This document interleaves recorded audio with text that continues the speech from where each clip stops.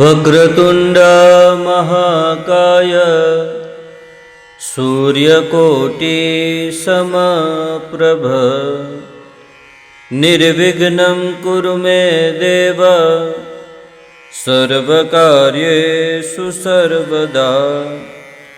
जयन्ती मंगला काली भद्रकाली कपालिनी दुर्गा क्षमा शिवा धात्री स्वाहा स्वधा नमोस्तुते।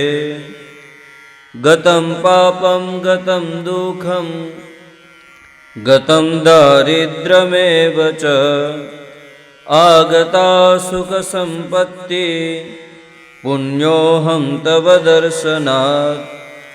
या श्री स्वयं सुकृतिनां पवनेष्वलक्ष्मीः पापात्मनां कृतधियां हृदये सुबुद्धिः श्रद्धा सतां कुलजना प्रभवस्य लज्जा तां त्वां नतः स्म परिपालय देवि विश्वम्।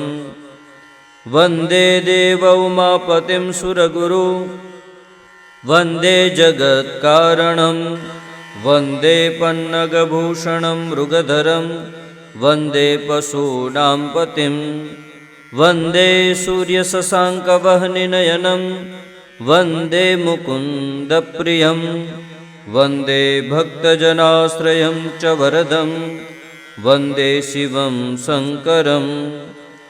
मनोजवं मारुततुल्यवेगं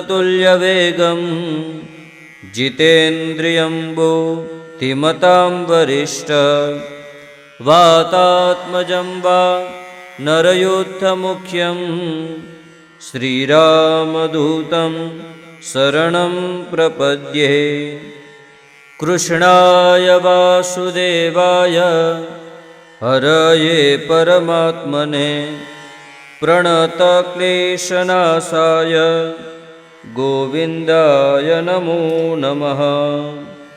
ध्येयः सदा सवितृमण्डलमध्यवर्ती नारायणः सरसिजा सनसन्निविष्टः केयूरवान् मकरकुण्डलवान् किरीटी हरिहिरण्मयवपु धृतशङ्खचक्रः यन्मण्डलं वेदविदोपगीतं यद्योगिनां योगपथानुगम्यं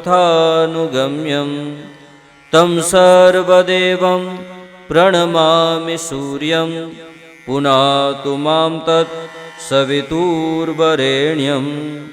भवानी त्वं महालक्ष्मीः सर्वकामप्रदायिनी सुपूजिता प्रसन्ना स्यान् महालक्ष्मी नमोस्तुते।